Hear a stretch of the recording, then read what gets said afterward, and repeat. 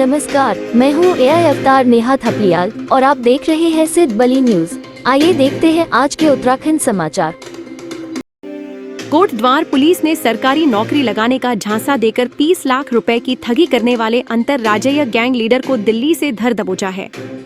वरिष्ठ पुलिस अधीक्षक पौड़ी लोकेश्वर सिंह ने बताया कि गत 8 सितंबर को कोतवाली में कोटद्वार निवासी मयंक नेगी ने एक शिकायती प्रार्थना पत्र दिया, जिसमें आरोप लगाया कि सतीश कुमार निवासी दिल्ली, राजकुमार बैनर्जी उर्फ सुब्रतो निवासी कृष्णा नगर दिल्ली द्वारा उसको ईस्टर्न रेलवे में ग्रुप सी की नौकरी लगाने के नाम पर धोखाधड़ी करके फर्जी नियुक्ति पत्र तथा ईस्टर्न रेलवे का आई कार्ड देकर वादी से 30,70,550 रुपए ठग लिए हैं।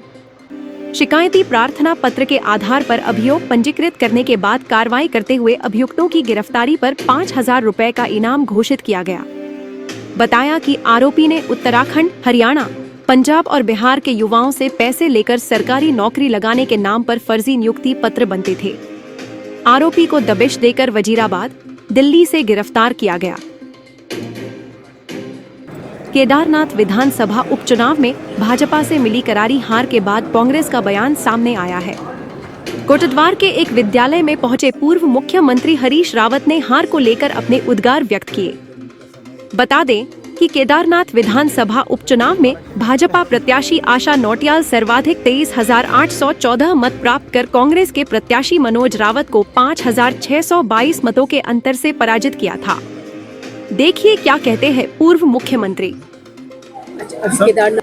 वैसे जो कुछ भी हो, लेकिन मैं एक बात बिल्कुल साफ तौर पर कहना चाहता हूँ कि चुनाव में कांग्रेस भले ही हारी हो, लेकिन कांग्रेस का उम्मीदवार कि हार में मुझे इस बात का दुख है कि उसके साथ उत्तराखंडियत भी हार है, केदारखंडियत भी हार है। उत्तराखंडी सरोकारों की बात हमारे लोग करते हैं।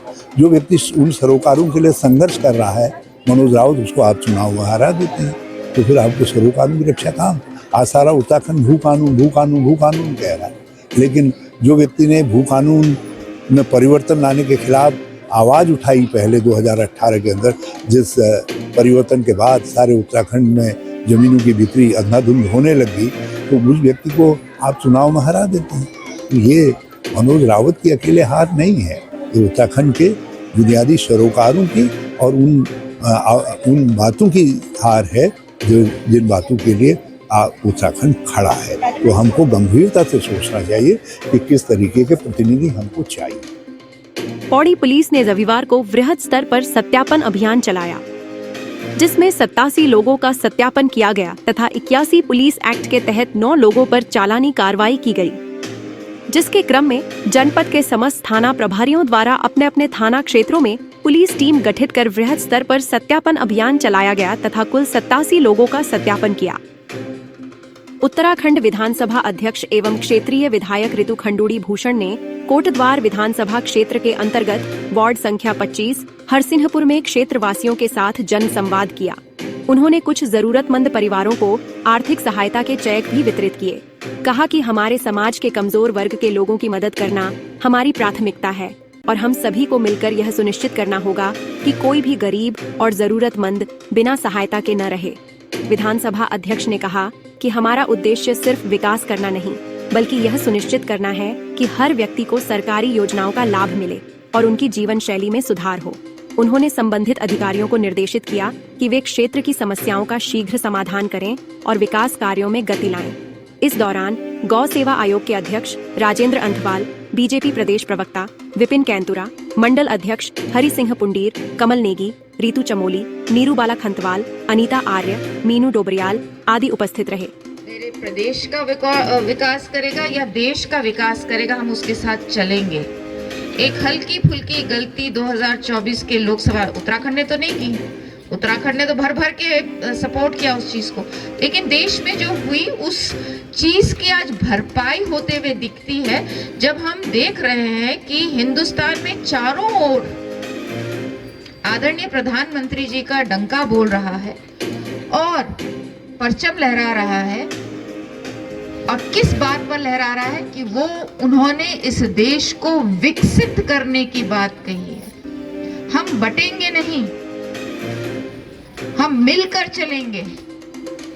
वो जो नारा हमको दिया है वो नारा नहीं है, वो हमें अपने जीवन का मूल बनाना पड़ेगा, उसको जीवन में आत्मसात करना पड़ेगा।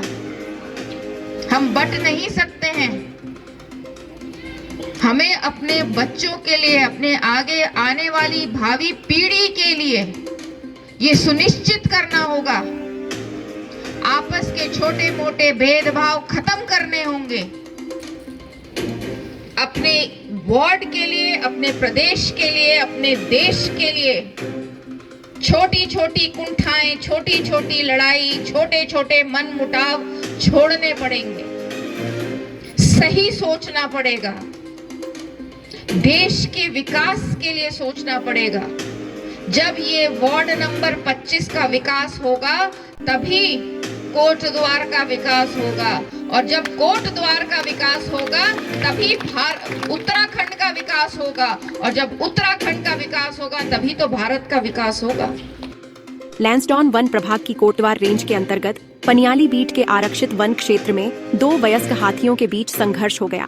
इस दौरान एक हाथी की मौत हो गई। लैंसडौन वन प्रभाग के डीएफओ आकाश गंगवार ने बताया कि पनियाली बीट में 2 वयस्क नर हाथियों के बीच संघर्ष में एक हाथी की मौत हो गई है।